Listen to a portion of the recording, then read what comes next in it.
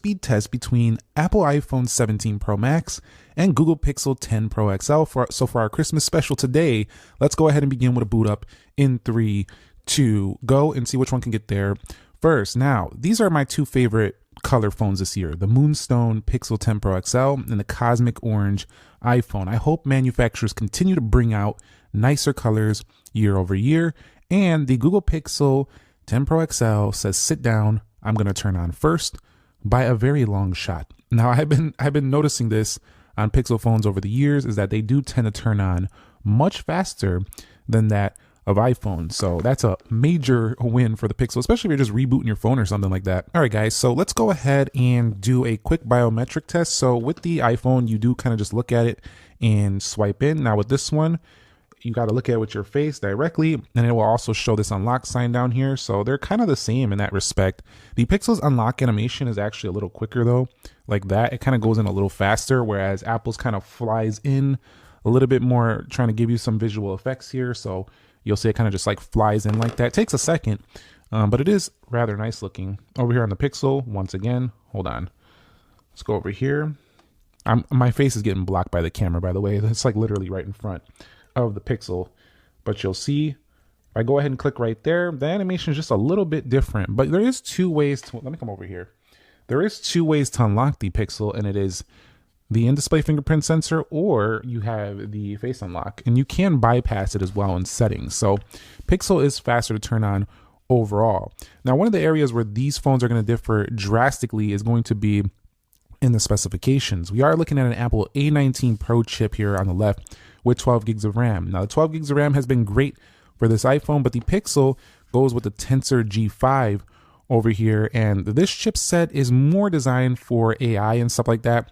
But if you look at the clock speed, the highest clock speed is going to be at 3.78 gigahertz, whereas the CPU is clocked at 4.26 gigahertz on the iPhone. So it might have a spec advantage, and the Google Pixel 10 Pro XL does have 16 gigs of RAM. So that kind of makes up for having the weaker CPU, but I say weaker in the sense of like sheer performance. But let's see how much of a difference it really is going to make here. Android 16 on the right and iOS 26.2 on the left. All right, guys, so everything is closed out on the left, everything is closed out on the right. We're going to go to the respective calendar applications, and the iPhone does do that quicker, swiping out. The animation, not too much different. Let's go into clock. I think that was the iPhone over there. We'll go into world clock, alarms, timers, and stopwatch. Let's get up out of there. We'll go into calculator on both. Was that the Pixel? Let me know down below. We'll go ahead and swipe up out of there. We'll go into Play Store, App Store. That was the iPhone on the left. And so far, the iPhone seeming to be ahead. We'll go into ChatGPT on both phones. And I think that was the Pixel, but then the iPhone popped up as this keyboard came down.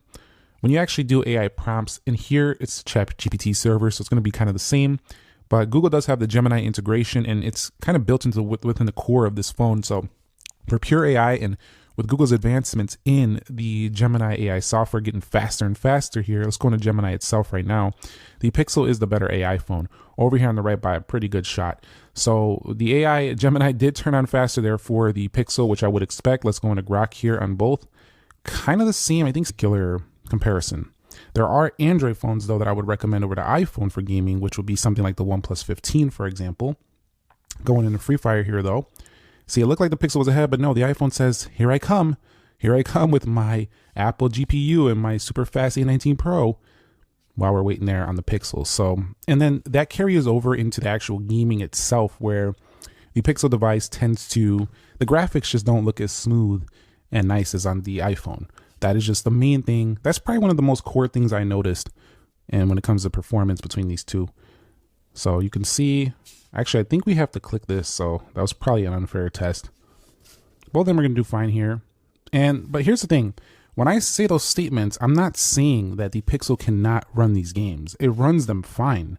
I'm just saying when you want to talk about raw performance, sheer performance, it's pretty clear that that's not the intention of that product. Whereas the iPhone kind of, it doesn't feel like that's the main intention of the iPhone either, but it feels like you have the power to back it up if you need to do it, which a lot of people tend to do, and a lot of people don't. A lot of people don't even game on their iPhone, but if they do, you have the power back up to handle it a little bit nicer than over here on the right. That's the only thing. Let's go ahead and swipe up out of here. We'll go on to Destiny Rising, which is the game I was discussing earlier. This one is a little bit more powerful, a little bit more demanding, kind of like a sci-fi type game. So definitely takes a little bit to load here. You'll see Pixel might be in the lead. Nope, iPhone catching up, now surpassing, and the iPhone is going to go in there first. So I think Pixel is really just one Snapdragon CPU away from actually beating the competition, because they already optimize well, or if they find a way to get their own tensors to be surpassing these devices, there's really no other reason to not choose a Pixel at that point. So I'm waiting for the boss CPU to come over to the Pixel. I'm still waiting on